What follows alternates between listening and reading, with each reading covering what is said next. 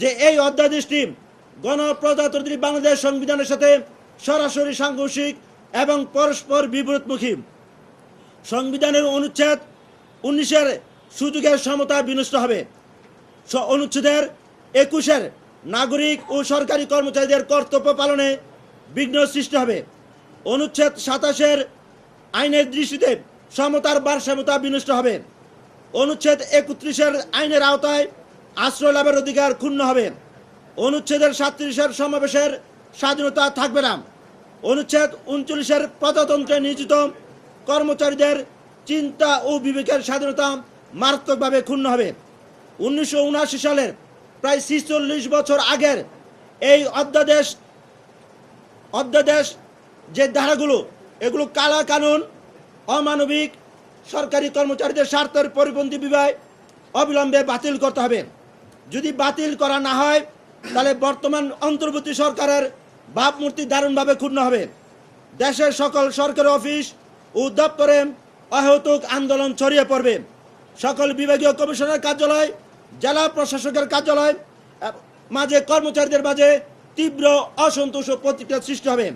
সচিবালয়ের শান্ত পরিবেশকে অহেতুক অশান্ত এবং অস্থিরতা তৈরি করবে। বর্তমান সরকারের বিরুদ্ধে সরকারি কর্মচারীদেরকে মুখোমুখি দাঁড় করবার জন্য এটা কতিপয় কর্মকর্তার একটা অপপ্রয়াস মাত্র। আপনারা সবাই জানেন এই নিয়ে সচিবালয়ে গত 1.5 সপ্তাহ ধরে আন্দোলন চলছে। এই আন্দোলনে এক পর্যায়ে মন্ত্রিপরিষদ সচিবের নির্দেশে একটা সচিব কমিটি গঠন করা হয়েছে। এই কমিটির অংশ বিশেষ আমরা গতকালকে ভূমির সিনিয়র সচিব জনাব ASM সালাহ স্যারের সাথে আমরা বৈঠক করেছি। ওই বৈঠকে আমরা আমাদের বক্তব্য উপস্থাপন করেছি। এই প্রেক্ষিতে আমাদের ভূমি সচিব মন্ত্রিপরিষদ সচিবের সঙ্গে আজকে 10টায় বৈঠক করেছেন।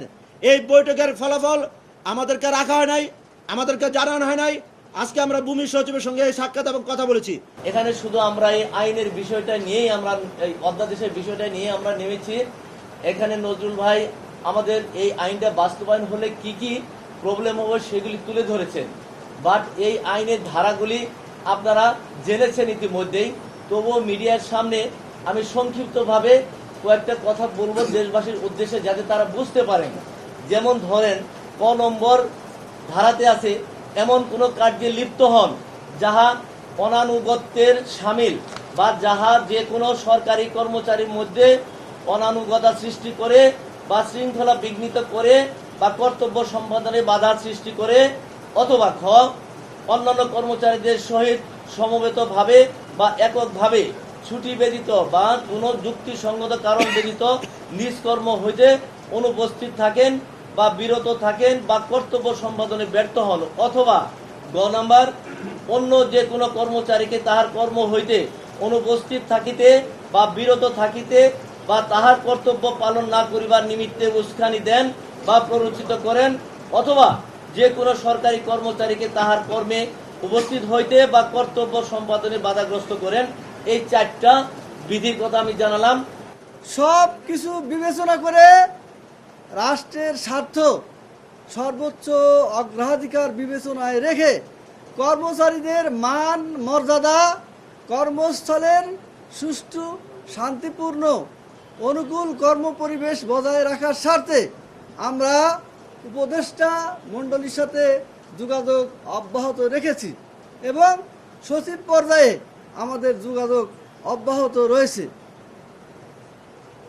গতকালকের যে মন্ত্রিপরিষদ সচিব মনোনীত সচিব মহোদয় অর্থাৎ 7 জন সচিবের সাথে আমাদের যে বৈঠক হয়েছিল, তারই ধারাবাহিকতায় আজকে উক্ত সচিবগণ মন্ত্রিপরিষদ সচিব মহোদয়ের সাথে খুব তাৎপর্যপূর্ণ আলোচনা করেছেন।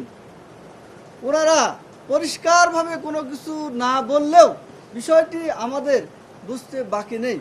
আমরা আশা করছি তাদের এই আলোচনায় মন্ত্রিপরিষদ সচিব মহোদয় পজিটিভ কোনো কিছু আমাদের জন্য এনে দিতে পারবেন মর্মে আমরা ধারণা পোষণ করছি।